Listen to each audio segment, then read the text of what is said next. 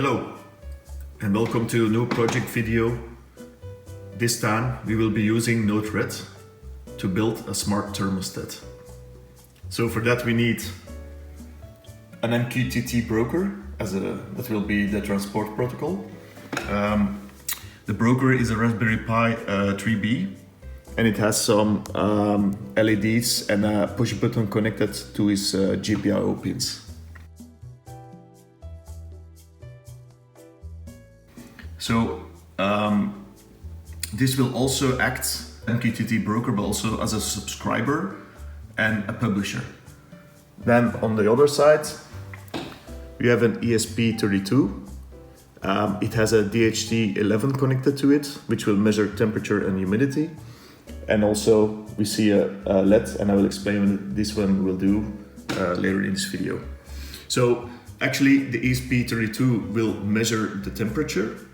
And then, depending on the temperature, the Raspberry Pi will enable one or more heater elements depending on the temperature. So if the temperature is above 25 degrees Celsius, then none of the LEDs will be turned on.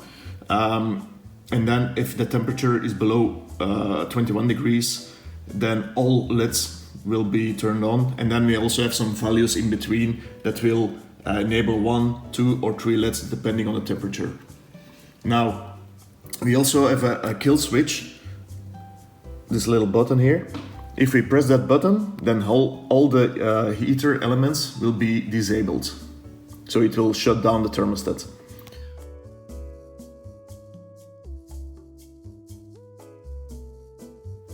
Okay, so let's have a look at the Node-RED design. So on the far left side, we have a MQTT configured.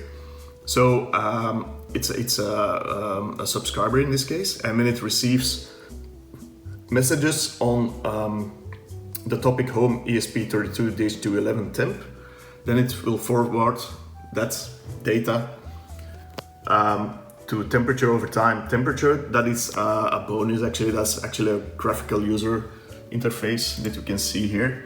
So it will send that data to nice graphics. So, and also we see temperature and humidity over time. This exercise, actually humidity doesn't matter, but it's just an extra bonus.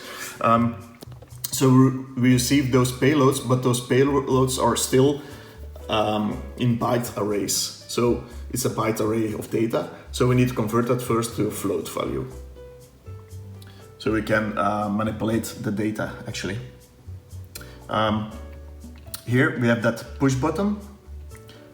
We configure it as a toggle switch. So that means if I press it once, then it will spit out a 0. If I press it again, it will spit out a 1, and so on and so on. So we have then an AND gate. So we want, if the value is off, so the toggle switch is off, then we want to disable the system.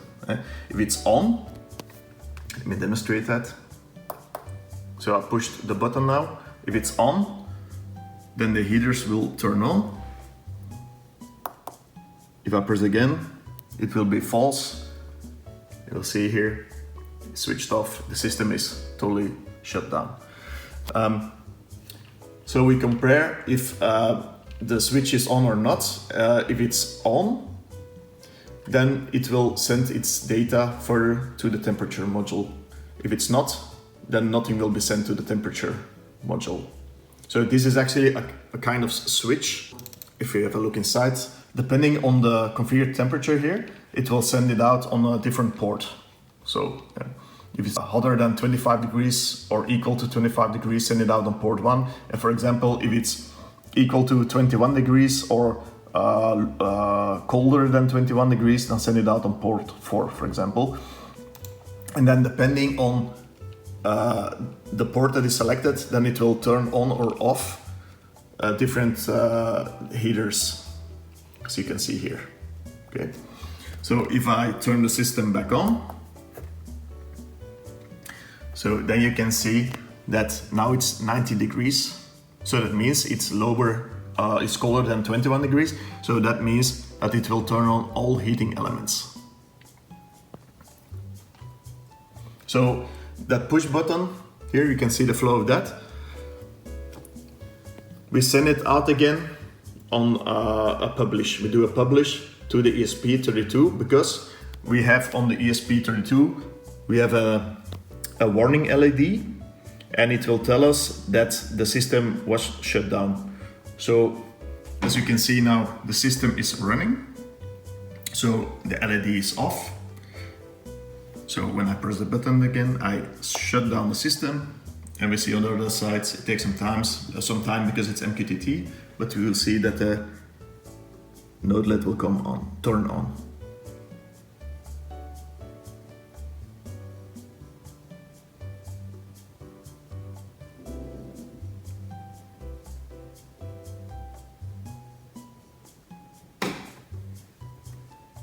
Yeah, and there he is. Took some time, but it's turned on. And then if we press the button again, so turn on the system, you will see that the LED will turn off. It's also depending on the quality of your Wi-Fi and things like that, the flow of traffic, how long it takes for the message to reach the other side, of course.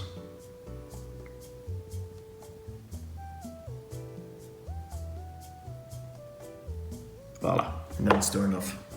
So last thing I want to show now happens when the temperature increases or decreases. So that would affect the amount of heaters that are enabled or disabled. Okay? So let's demonstrate that. So I will heat up the DHT11. So now we can see it's 19.4, so all the heating elements are turned on. Let's heat it up a little bit.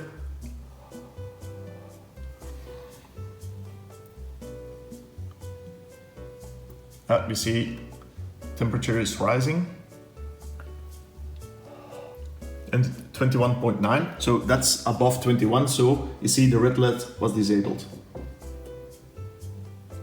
Okay, and now you see it's 32 already, so now it's 22.7 again, so that means only 2 LEDs are enabled, and if I heat it up above 23 degrees or equal to 23 degrees, then the yellow LED will also be disabled. So let's do that.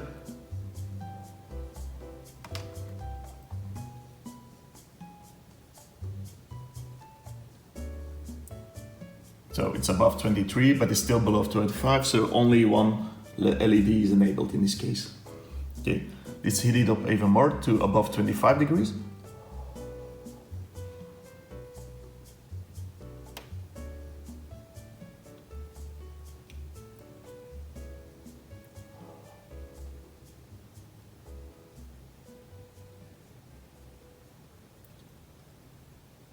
So now it's above 25 degrees.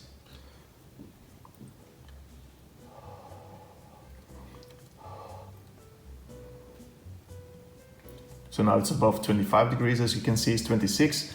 So all the LEDs are turned off. And then let it cool down again. So it's cooling down. 25, 24, voila. First heater turns on. Let it cool down.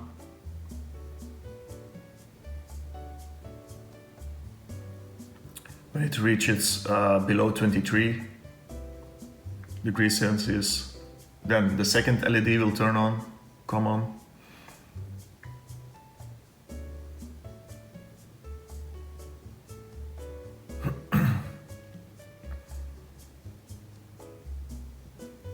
So the second LED is now enabled.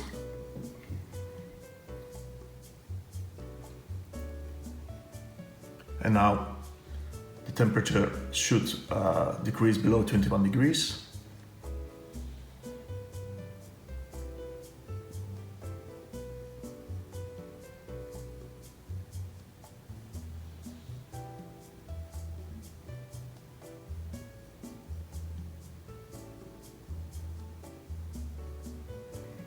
You see still only the green and the yellow one.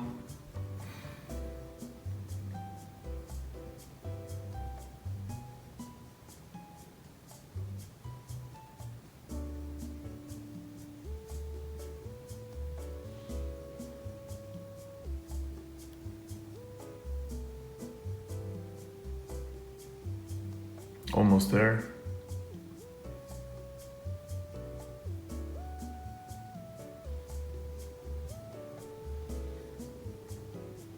So it's 21 degrees. So 20.9, and you see all heating elements are on. So that's it for this project. Thanks for watching, and see you on the next one.